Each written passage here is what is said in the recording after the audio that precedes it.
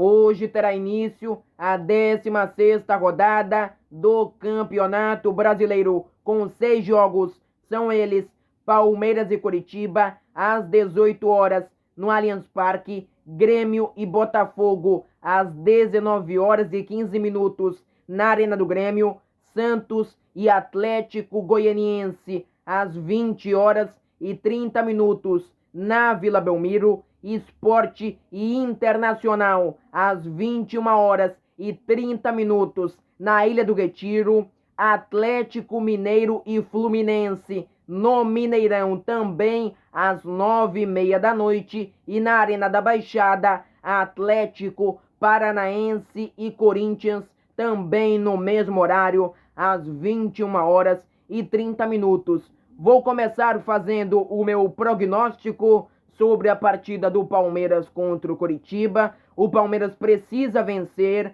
perdeu os 2 últimos jogos que fez pelo Campeonato Brasileiro. Na última quarta-feira foi derrotado no Newton Santos pelo Botafogo por 2-1, e no último sábado perdeu para o São Paulo por 2-0 no Choque Rei, disputado no Allianz Parque. O São Paulo nunca tinha vencido o Verdão na nova casa do Palmeiras, e esse tabu foi quebrado no último sábado. A pressão sobre o técnico Vanderlei Luxemburgo está mais eloquente do que nunca, porque a pressão sempre existiu, porque o Palmeiras nunca jogou nada. O Palmeiras nunca jogou futebol com Vanderlei Luxemburgo. O Palmeiras até hoje não fez boas partidas, uma sequência de bons jogos sob o comando do Vanderlei Luxemburgo. Vai enfrentar o Coritiba dentro de seus domínios, e uma vitória não basta. O Palmeiras precisa convencer.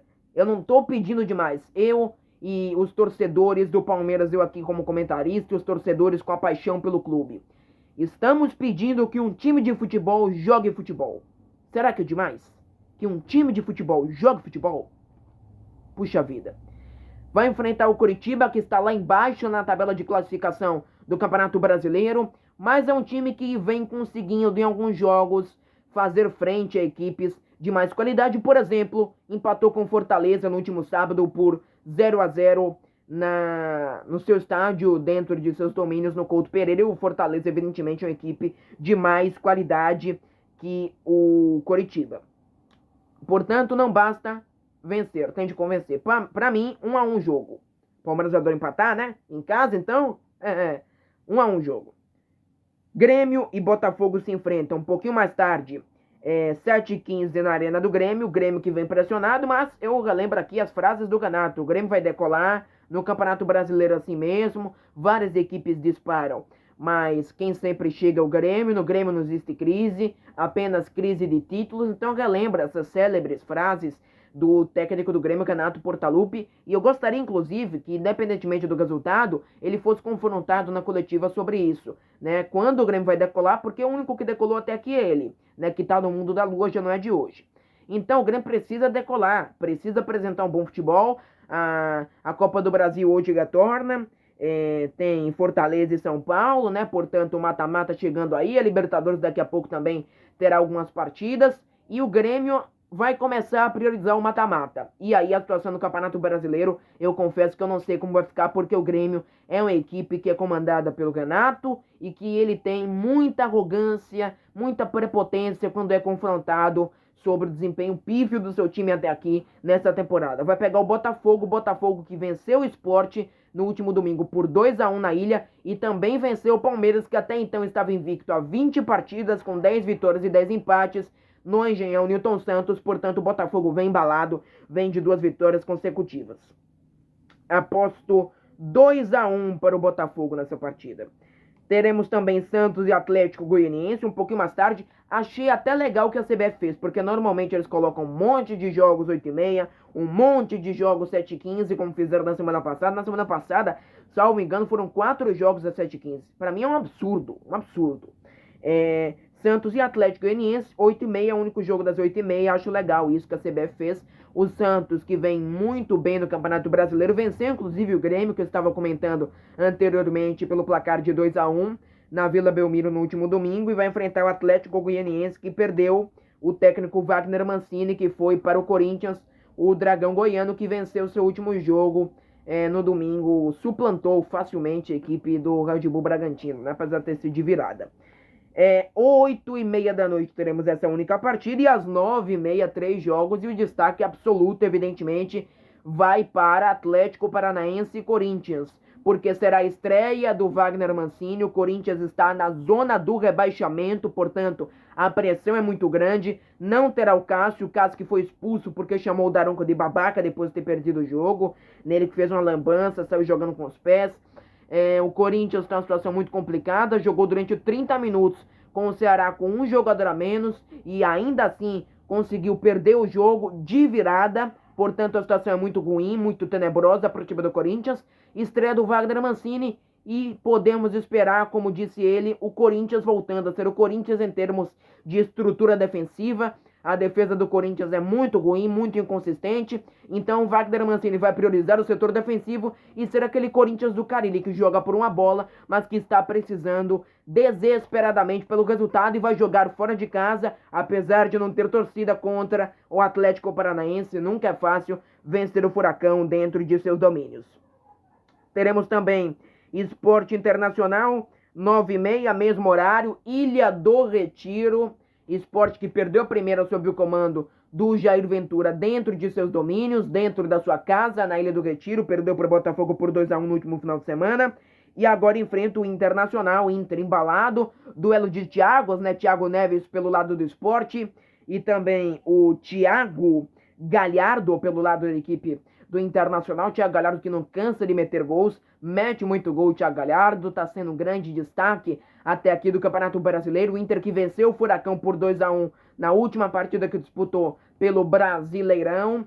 Neste momento é o terceiro colocado da competição e quer continuar brigando ponto a ponto pela liderança do campeonato. Aposto nessa partida especificamente 2-0 para o Colorado. O Sport que arrancou bem com o Jair Ventura, mas evidentemente em dado momento a equipe iria oscilar até pela falta de elenco. E sobre o Corinthians, palpite para o jogo do Corinthians perde o jogo, 1-0 Atlético. A situação vai ficar complicada se isso se confirmar, viu? Realmente, a situação do Corinthians é muito difícil.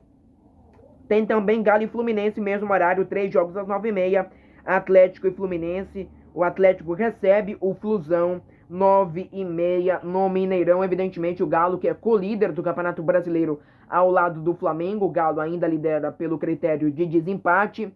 Vence esse jogo 3-0 para o Galo. O Fluminense vem até em uma boa sequência, ganhou do Bahia por 1-0, né, naquele jogo muito polêmico, o Mano insultou os árbitros e tal. Mas creio que hoje não vai ser páreo, não é páreo para o time do Atlético Mineiro, que vem a sequência muito interessante sob o comando do São Paulo. E hoje tem Copa do Brasil também, início da fase de oitavas de final, com Fortaleza e São Paulo, único jogo 7h15 no Castelão, partida de volta é no domingo, portanto, um duelo de Rogério Ceni com São Paulo, Rogério Ceni contra Fernando Diniz, e para mim vai dar Fortaleza, 1-0 Fortaleza. São Paulo vem de 2 boas atuações, o Diniz não foi o mestre da tática nesses 2 jogos, o que ele fez foi proteger mais a defesa com o Luan, sendo um volante mais marcador e colocando também o Bruno Alves e dando consistência ao setor defensivo do time do São Paulo, que era o grande problema. O São Paulo até fazia gols, até produzia, até criava, mas o setor defensivo realmente era um grande problema da equipe comandada pelo técnico Fernando Diniz. E nesses últimos jogos, isso foi corrigido, venceu o Atlético Goianiense por 3-0 na última quarta-feira no Morumbi e no último sábado bateu o Palmeiras por 2-0 no Allianz Parque. Mas hoje perde para o Fortaleza, na minha opinião. E para mim não tem favorito pro jogo não. São Paulo é um time que vem em um bom momento, 2 vitórias seguidas, mas é muito irregular e vai jogar fora de casa contra o Fortaleza, super bem montado pelo técnico Rogério Ceni. Só quero passar para vocês os resultados das eliminatórias sul-americanas de ontem, porque tivemos, além da partida do Brasil que eu destaquei no primeiro bloco, quem não assistiu pode observar lá, pode assistir, está disponível no meu IGTV. Além da vitória do Brasil por 4-2 sobre a seleção peruana, a Argentina bateu a Bolívia por 2-1, o Equador derrotou o Uruguai por 4-2, a Venezuela perdeu em casa por 1-0 para o Paraguai e o Chile empatou por 2-2 com a seleção colombiana. Portanto, além da partida do Brasil, destaquei essa aqui também, foram esses os jogos dessa segunda rodada das eliminatórias sul-americanas para a Copa do Mundo de 2022, que será disputada no Catar.